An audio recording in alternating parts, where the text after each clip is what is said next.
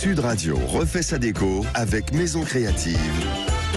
Sandrine Debruyne. Bonjour Sandrine Debruyne. Bonjour Jean-Marie. Directrice de la rédaction de Maison Créative. Alors je le disais juste avant, je vous félicite pas tant que ça parce qu'on aurait espéré parler du bleu en hommage à l'équipe de France, mais vous nous parlez aujourd'hui de la couleur de l'année qui n'est clairement pas le bleu.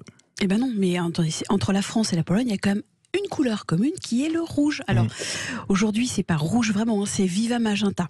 Depuis l'an 2000, il faut savoir qu'un comité de 40 experts de différentes disciplines, dirigé par le Pantone Color Institute, définit la tendance couleur de l'année. Alors ensemble, ils analysent le monde de la mode, du design, des médias, ainsi que les mouvements politiques et sociaux, les événements mondiaux, enfin bref, tout ce qui nous entoure, et ils désignent la couleur qu'ils estiment être la plus en phase avec les aspirations et les tendances du moment.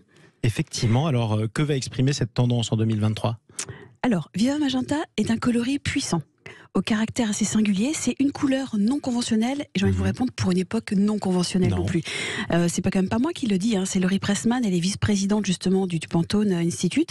Alors à l'ère de la technologie, alors s'ancrer vraiment dans le réel, se reconnecter à la nature est primordial. La couleur Pantone, donc qui a un code qui est 18-17-50, vous allez le voir toute l'année, est issue de la famille des rouges. C'est directement inspiré du rouge de la cochenille. Vous savez, c'est un des colorants naturels les plus précieux. De la cochenille, oui. De la cochenille, effectivement. Le plus précieux, le plus fort, le plus brillant. Lorsqu'on l'utilise dans la teinture végétale notamment, son rendu est très chaleureux, il est généreux, il est vibrant dynamisme. C'est vraiment une nuance enracinée dans la nature qui exprime un signal, on va dire, assez fort.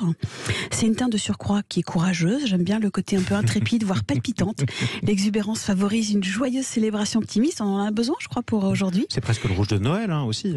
Alors effectivement, elle stimule un petit peu notre esprit, permet de mobiliser nos forces intérieures, elle encourage à l'expérimentation.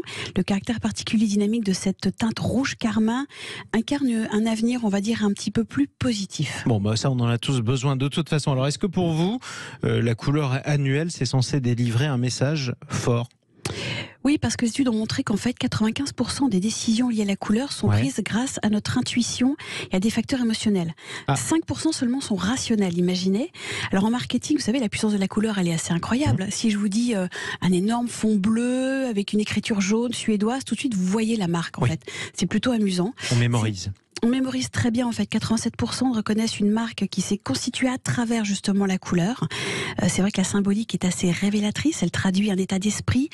Cette année est tournée vers une couleur donc, qui souligne le changement, la perspective de lumière, un besoin surtout de nous sentir assez autonomes, de nous insuffler de la force, afin que nous puissions, on va dire courageusement et sans crainte, embrasser une nouvelle voie vers la confiance peut-être. Pourquoi pas ? Écoutez, il faut rester conscient. Alors en décoration, plus concrètement, vous allez l'adopter comment ? Vous allez la mettre où, votre couleur Viva Magenta?